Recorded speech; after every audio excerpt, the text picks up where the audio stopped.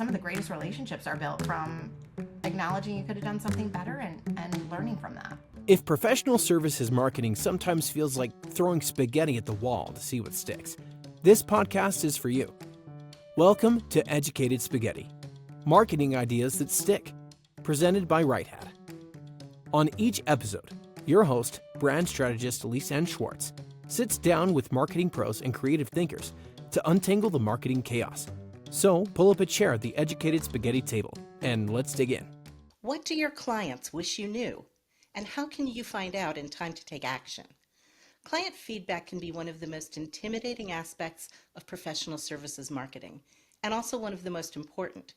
Here to take us inside the feedback experience is Tara Weintritt, a partner at Wicker Group, a leading organization bringing the voice of the client to law firms around the world. After serving as a law firm chief marketing officer and director of client services for over 10 years, Tara joined Wicker to help other firms strengthen their relationships with in-house counsel and executives. Recently, Tara launched a series of posts about her client feedback learnings titled, "It's Not a Secret, You Just Might Not Be Listening." The series has gotten fantastic engagement on LinkedIn, and I'm thrilled to have Tara here to share some of the insights she has gained in her career as a gifted and generous listener. Tara, welcome to the podcast.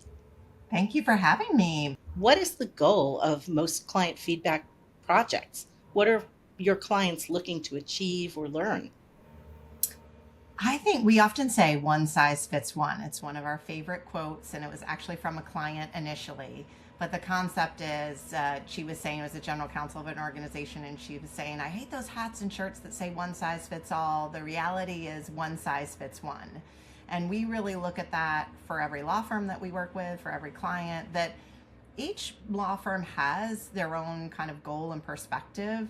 There's an umbrella that people tend to go with, but then there's nuances for each client. So I would say first and foremost is to tell the clients that they care about them, right? To show an investment and say, you're an important relationship to us and we care enough to say, how are we doing? What can we do better? What matters to you? What are big or small things you want us to keep doing or change?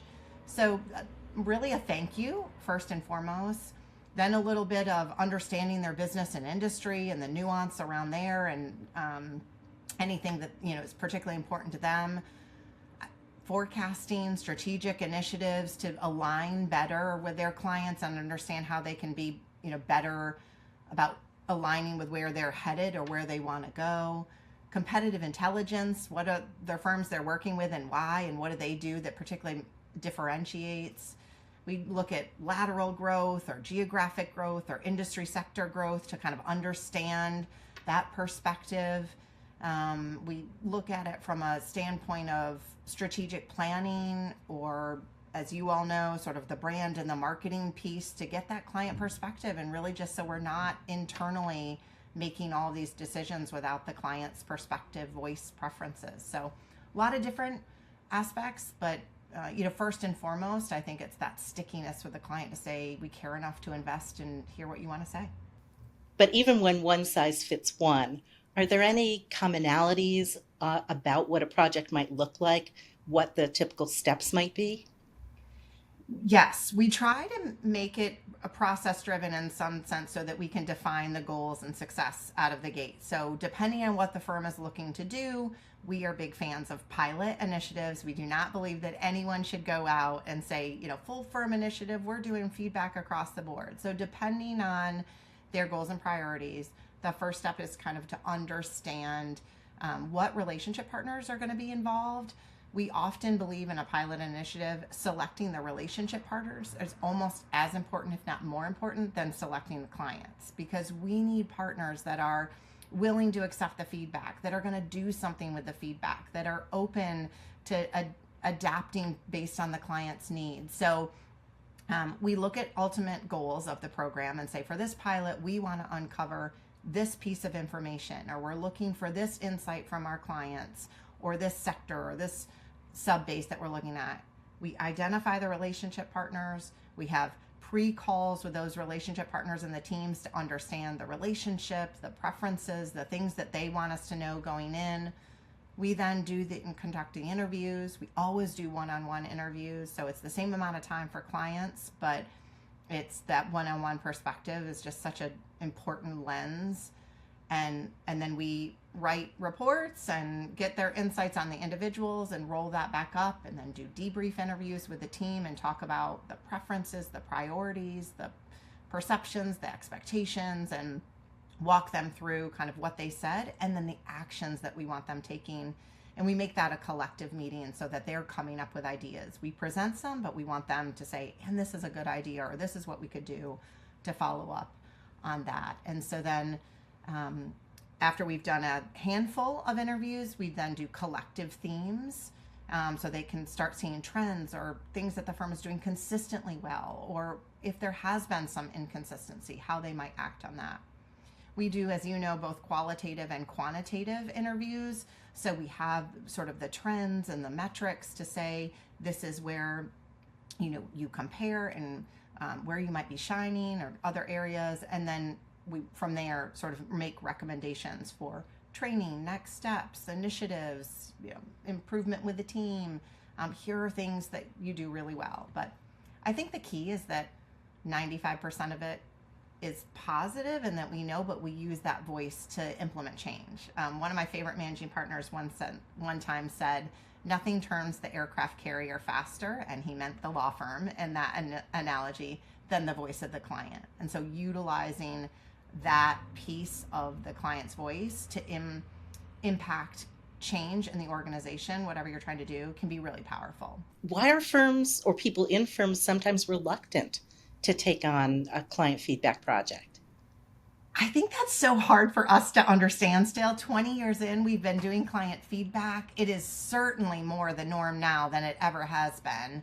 And even for the largest firms, we're really seeing this as everybody wanting to create a culture of feedback. But it is surprising that we get a handful of calls still saying, our firm is really, resistant to feedback. Can you help us convince? I think there is a bit of a fear of the unknown. What if they say something negative, or if we ask and we can't do it, is it better than not asking at all? Or I don't want someone else knowing that I'm not perfect. All the things that as lawyers, that we tend to struggle with in terms of wanting to control everything and be the best. But I think once someone has experienced it, the word consistently, we almost always hear, this is the best thing we've ever done. I think fear is probably the hesitation. And what we say is, it's way better to know if there's something wrong than not know if there is the case. But 95% of what we're hearing is so positive, and it's just a reinforcement of to do what you're doing well. What do you say to someone who says, well, we can do this ourselves, we'll just go out and ask our clients, as opposed to bringing in a third party? Again, one size fits one. And we're such fans of feedback that if that works and that's the initial way that you want to do feedback, absolutely, we're all for it. And I think some of the best firms do a lot of different types of feedback, right? They're doing managing partner and leadership feedback. They are having a way that the relationship partners and the teams are getting feedback from their clients in a meaningful way. And then they're working with a third party to sort of create a larger audience, or doing electronic surveys, or doing a subset for the teams. So I think, I guess oftentimes the third party, the things that we receive and the candor of that third party perspective, a lot of times, like of the analogy of, as we are all travelers, I think we've all been in a situation where a stranger has shared such personal information on an airplane that you are often shocked. And whether I have that personality or I have a face that looks like I'm always shocked the things that people tell me on airplanes. And I think you're nodding your head. We've all had that, where a complete stranger is telling you things that you think, this is a little odd that you are sharing this with me.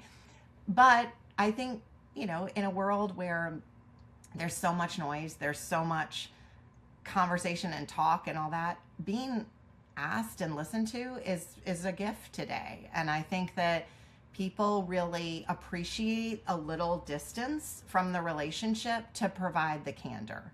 I just did a call earlier this week, and someone said the fact that they're investing in this and having a third party made me think and prepare about the relationship in such a broader way than I ever have. I wanted to come with things that I love, small things to make it better. And if I did that with my relationship partner, it would have been, I know them so well that I probably would have just been, sure, everything's great kind of thing. So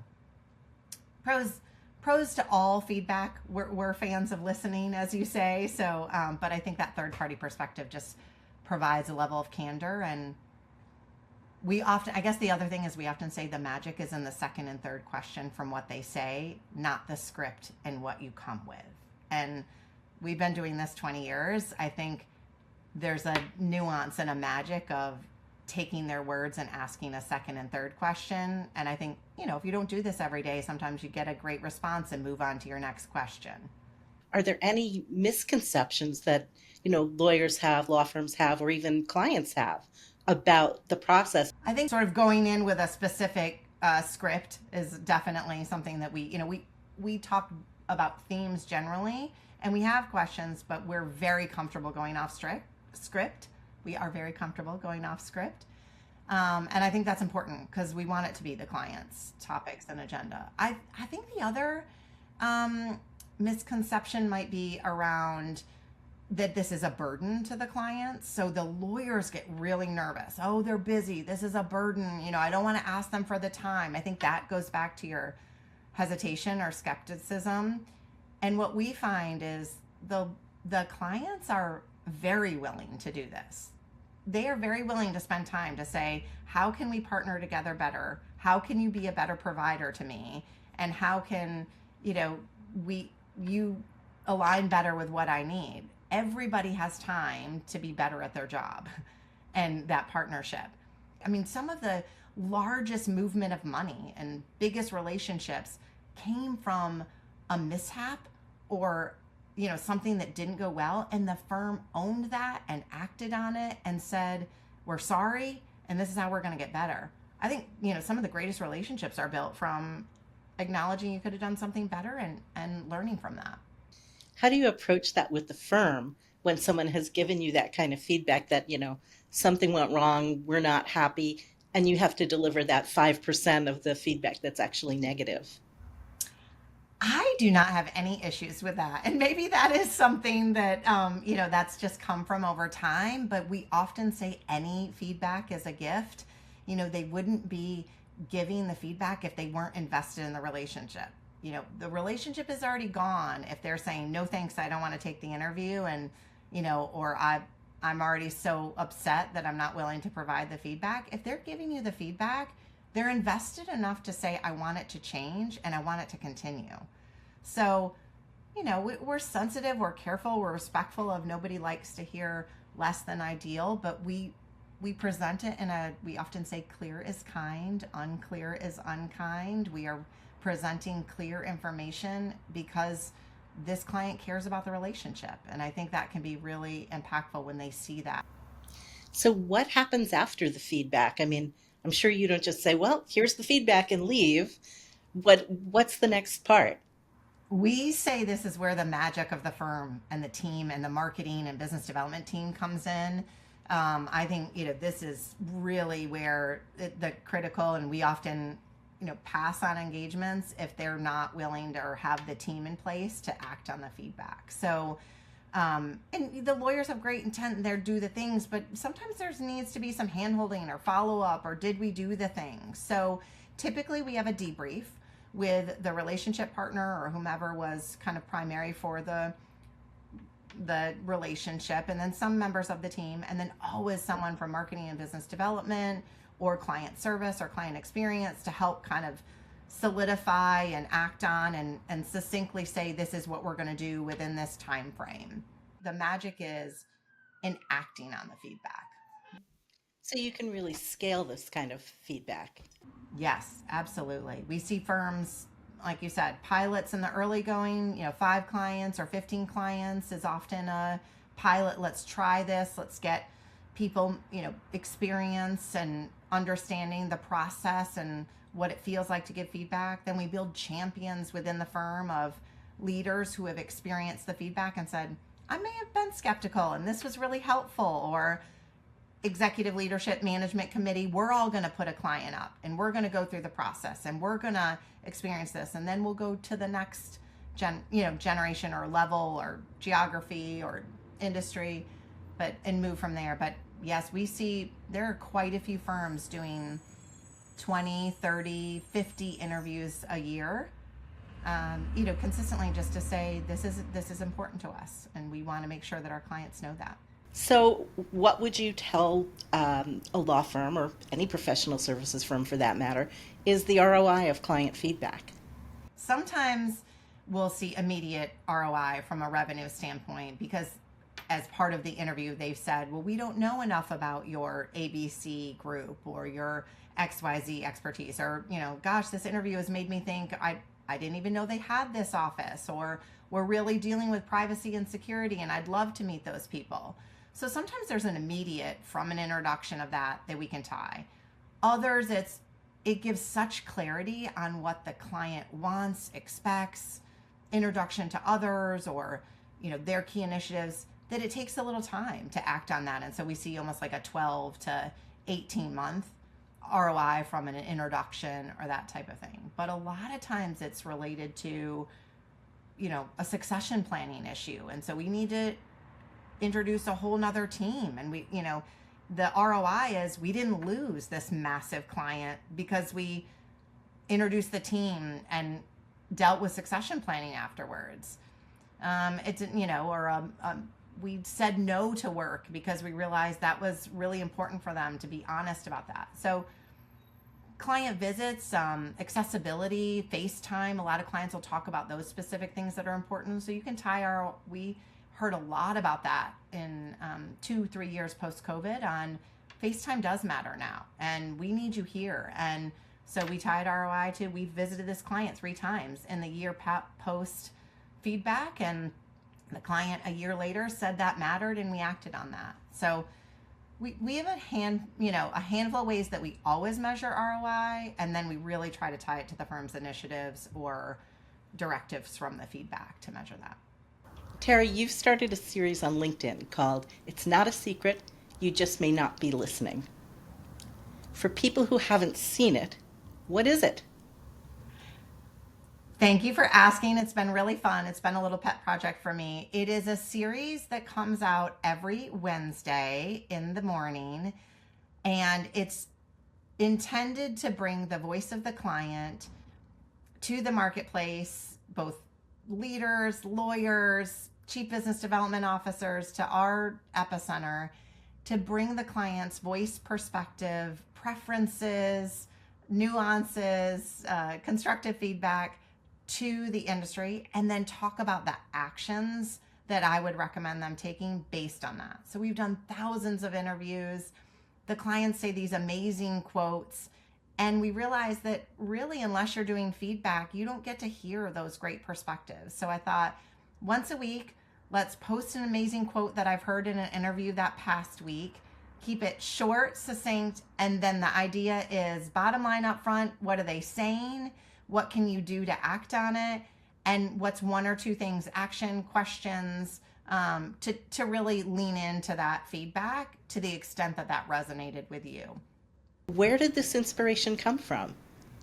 Well, I'm almost embarrassed to admit, but it was that I didn't come up with it on my own initially, but it was from our own feedback. So cobbler shoes, we don't want to be that. We don't want to be in the business of feedback and not conduct our own feedback. So annually we conduct feedback with our clients, our top clients, on what are we doing well? What should we be doing better? What advice do you have for us? And in our last round of feedback, 2 of our clients said, you really need to have a larger presence online, that you're really well known by managing partners, you're really well known by the chief business development community, but the reality is the lawyers we're trying to convince to do feedback don't know you as well unless they've met you through business development training or have done feedback on their own. And why don't you need more of an online presence so that when we say, hey, Wicker Park Group or Tara's going to do the interviews, it's an easy thing for them to feel confident in that. So we believe in, joy and fun and laughter, and we're speaking in quotes all the time. It was just one of those things where I said, you know what? This is great. I did an interview recently and someone's like, oh my gosh, I cannot believe this is a job. You must love what you do. That was an in-house counsel and said, I didn't even know this was a career. Like you're just talking to people. And someone had said, you're basically like a relationship counselor for between lawyers and clients. And I was like, I guess that's it or whatever. And then someone else, had said, oh, you're like what's that term? Horse whisperer. You're like a client whisperer. And so that is where I came up with, I love that. I'd done the interview and I was like, you know what? It's not a secret. Like, I don't have to be whispering. And so that's how I came up with the name and the series. And it's been really fun. Sometimes you put stuff out there and you think, is this valuable? Are people listening? But it has completely changed the way I listen in interviews. I love the way I think, like, if a client says one great quote, I think, wait, what would the action be for that? And we've always heard great quotes from clients, but I love this sort of like, well, what would you do with that? And while people aren't engaging as much in the comments online, the side comments and the side emails from general counsel or managing partners or chief business development officers has been so much fun. I think people are really appreciating the sort of like, wait, can you say something about this? Or, my Thanksgiving post was this great GC that follows the series and said, wait, I've been watching this and the last couple have been kind of what law firms aren't doing well or what they could do better. And I want to let them know how much I love them, and sent me that great quote about, here's what I love about. So it's been a fun, I feel like I'm a conduit, and a translator for everybody. And it's been very fun. So. Are you seeing any common themes through the responses to the series? I definitely think that people are wanting more dialogue around this. I think the clients, I did an interview recently and the gentleman said, wait, I recognize you. You have a series on LinkedIn. And he said, my boss sent it to me, the quote about AI or something. And I was like, oh, this is funny. This is whatever. And he said, I love that you're opening the door for conversations that need to happen. And I think, that's the reality, is the clients are thinking and talking about this stuff behind closed doors. Lawyers are wondering and worried what clients are saying or what they really care about. Why don't we just bring that up into the open? So a lot of themes on communication, managing expectations, how to really differentiate what they really want. We always say great lawyering is table stakes, accessibility and responsiveness, table stakes. Firms can still be better at that, but this is like how to go that extra mile, how to be that trusted advisor, how to stand out among the crowd. Is there one of these not a secrets that really stands out to you as being surprising or meaningful? Not for me, because I've been doing this so long. I would say that nothing surprises me what the client says anymore. But I did do a fun one the other day, and he said, and I haven't posted this one yet, so maybe more to come, but he said, I think when I asked him, is there anything else that you want to say or that we missed or we didn't talk about? And he said, I guess my feedback to the firm is, please don't take me to any other $200 lunch or offer to entertain me. I have a family, I have a life. I really don't want to socialize with my lawyers. But I do love this kind of conversation to think about how we can be better together. And that was kind of a nice, and look, one size fits one. There's plenty of in-house counsel that love some entertainment, right? So you need to ask and calibrate, as we say, but it was a nice, I think every lawyer's out there going like, what can I do for my client? What can I, how can I stand out? What's one more thing I can give them or take them or do, business development for so long was on entertainment and doing things for clients. And so many clients are saying, please, no, thank you. Like, let's be better together. Help me be better at my job. I love the positivity of that one. There was one that I noticed that stood out that said, the quote was, "We expect lawyers who punch us in the nose, and we'll punch them back while working on the same side." What kind of action can a firm take in response to something like that? You know what? I said to him right afterward, I was like, this is the greatest clarity. We often say clear is kind, right? Unclear is unkind. That is one sentence of this is our culture and our style and what we expect, right? So we often find, you know, after are you capable? Are you the best at this? Or are you one of the best? Clients often are making decisions on law firms based on the word, they'll use the term fit or practical or commercial, or, you know, do they work with our organization? Do they understand, you know, the role we want them to play? The expertise is baseline, and I'm not trying to minimize that, but everybody's excellent in our world, in our organization, right? So it's sort of like what's pulling someone above, and that was that. The fit was, we're rough. We want to argue. You know, we're gonna argue back. Like, don't assume everything you say is going to be accepted, and we're going to be combative, but it's going to get us to a better place. Knowing that going in, that law firm is so much better off knowing that's what their client wants and expects. A whole nother organization would say, and we've heard this too, those sharp elbows, that aggressiveness onto the other team, that, you know, that kind of language, that doesn't work with us. What are you hoping to do as you continue along with the series? Oh my gosh.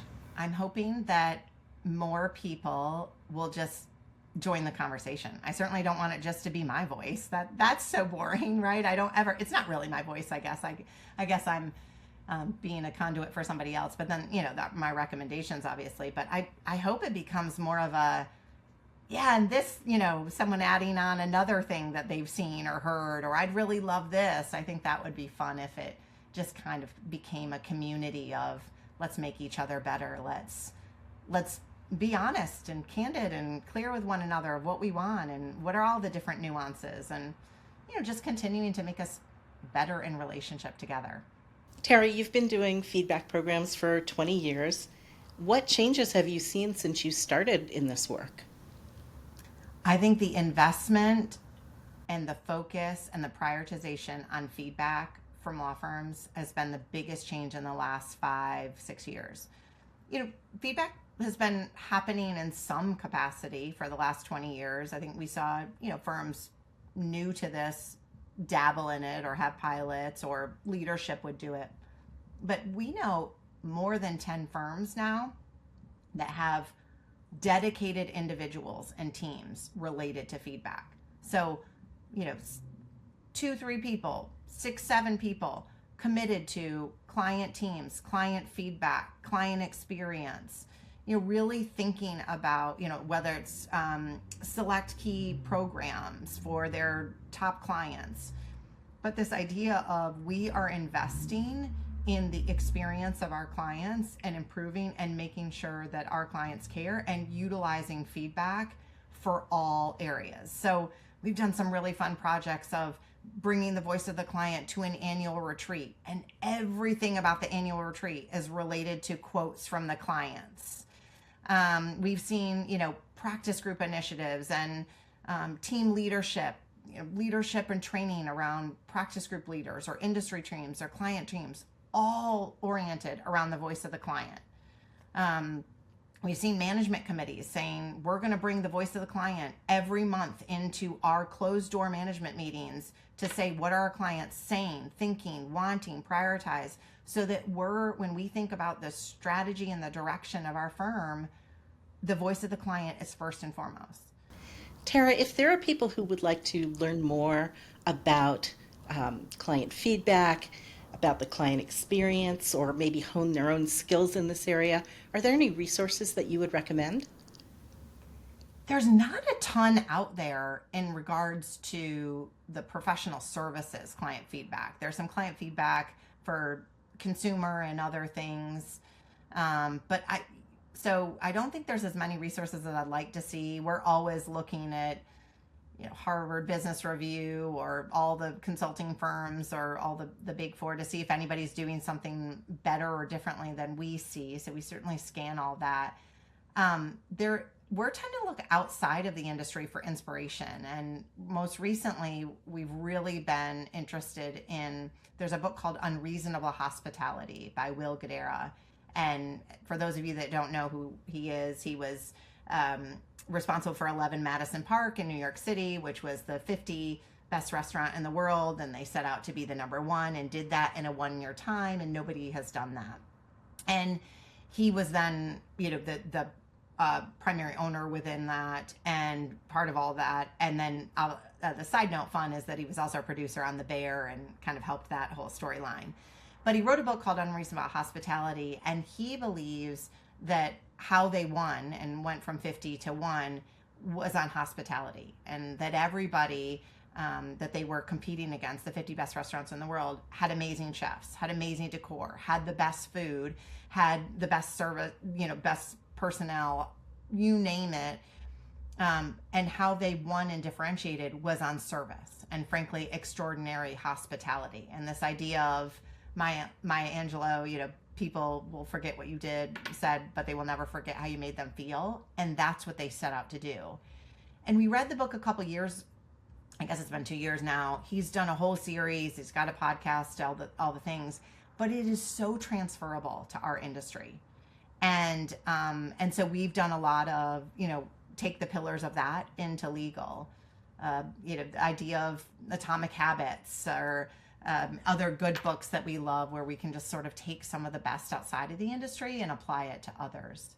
We have a blog series that we do every week also to kind of highlight the voice of the client. So there's some nuggets in there, but I welcome any other ideas. If people are seeing or hearing things that they should tell me about, I'd love to hear that. So, Tara, what is your secret sauce for a successful client feedback project? I believe the secret sauce really begins with the people. And similar to client feedback, it's all about the relationship, but the secret sauce on successful feedback starts with the people in the firm wanting and believing that engaging with their clients in this way is valuable and that they want the feedback and they're going to do something with it. So you need leadership, you need chief business development officer and someone in that organization leading and owning this. You cannot just pass this off to somebody and say, go forth. And so I think the secret sauce is really saying we're dedicating resources to this. We believe in this. This is one of the most important things the firm is doing. Everybody is challenged with doing too many things and being asked to do many things. So it needs to start from the top of leadership saying this is as important as the billable hour or the other 2 or 3 things that we're saying make or break our firm. How can our listeners connect with you if they want to learn more? They can go on our website and look at information. They can contact me via email at tara@wickerparkgroupadvisory.com, or they can connect with me on LinkedIn. Well, thank you so much. I'm glad we had a chance to connect with you today. These are great tips for anybody who's working with clients or customers in any industry, and I know they'll be incredibly helpful to people. Thank you again for your time. Thank you for having me. That's today's serving of Educated Spaghetti. Thank you to Maddie Lingle for producing this episode and managing our social media, Charlene Fabi for our logo design and music, and you for listening. To comment on today's topic or suggest future episodes, visit righthat.com. If you enjoyed this episode, please like and subscribe wherever you get your podcasts. We hope you'll join us next time for more marketing ideas that stick.